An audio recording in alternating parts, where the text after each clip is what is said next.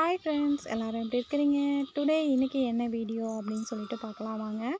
இறால் கிரேவி எப்படி செய்யுதுன்னு சொல்லிட்டு தான் பார்க்க போகிறோம். வீடியோக்குள்ளே போகிறதுக்கு முன்னக்கூட்டியே பார்த்தீங்கன்னாக்கா, நிறைய பேர் நம்மளுடைய சேனலை சப்ஸ்கிரைப் பண்ணாமல் நம்மளுடைய வீடியோஸ் எல்லாம் பார்த்துட்ருக்கிறீங்க.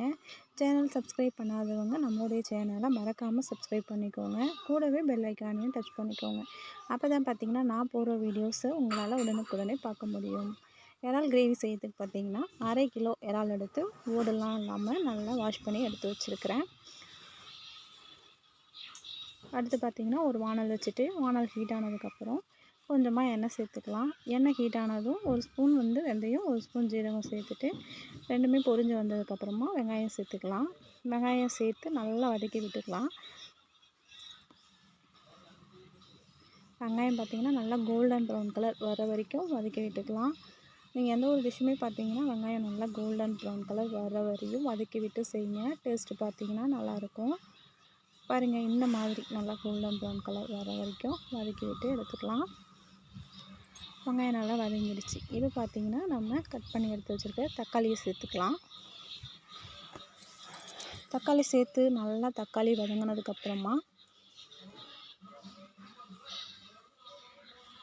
நம்ம எடுத்து வச்சுருக்கிற இஞ்சி பூண்டு பேஸ்ட்டை சேர்த்துக்கலாம். இஞ்சி பூண்டு பேஸ்ட்டு சேர்த்து நல்லா பச்சை வாடை போகிற வரையும் வதக்கி விட்டுக்கலாம். அடுத்து பார்த்திங்கன்னா நம்ம எடுத்து வச்சுக்கக்கூடிய மசாலாலாம் உள்ளே ஆட் பண்ணிக்கலாம்.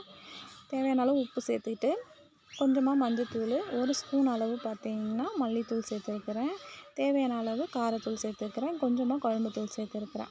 எல்லாத்தையுமே சேர்த்து மசாலாலாம் பச்சை வாடை போகிற வரையும் நல்லா வதக்கி விட்டுட்டு இப்போ நம்ம வாஷ் பண்ணி எடுத்து வச்சுருக்கிற இறால் பார்த்திங்கன்னா சேர்த்து அதையும் நல்லா வதக்கி கொடுத்துக்கலாம். நல்லா மசாலாலாம் படுற மாதிரி கிளறி விட்டுட்டு அதுக்கப்புறம் பார்த்திங்கனாக்கா ஒரு எலுமிச்சம்பழம் அளவு சைஸ் தான் புளி எடுத்து ஊற வச்சு வச்சுருக்கிறேன். புளி தண்ணியை இப்போ ஆட் பண்ணிக்கலாம். ஆட் பண்ணிவிட்டு பார்த்திங்கன்னா ஒரு 10 நிமிஷம் இறால் மூடி போட்டு குக் பண்ணி எடுத்துக்கலாம். இப்போ பார்த்திங்கன்னா இறால்லாம் நல்லா வெந்து வந்திருக்கும். பார்த்திங்களா, இந்த அளவுக்கு வந்ததுக்கப்புறமா பார்த்திங்கன்னா அவ்வளோதாங்க. நம்ம ஏற்கனவே கட் பண்ணி எடுத்து வச்சுருக்கிற மல்லித்தழையை பார்த்திங்கன்னா ஆட் பண்ணி விட்டுக்கலாம். மல்லித்தழை ஆட் பண்ணிவிட்டு அடுப்பை ஆஃப் பண்ணிக்கலாம்.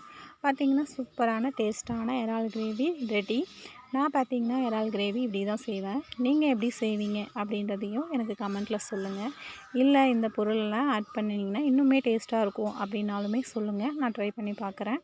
நம்மளுடைய வீடியோஸ் பிடிச்சிருந்துச்சுன்னா லைக் பண்ணி ஒரு ஷேர் கொடுங்க.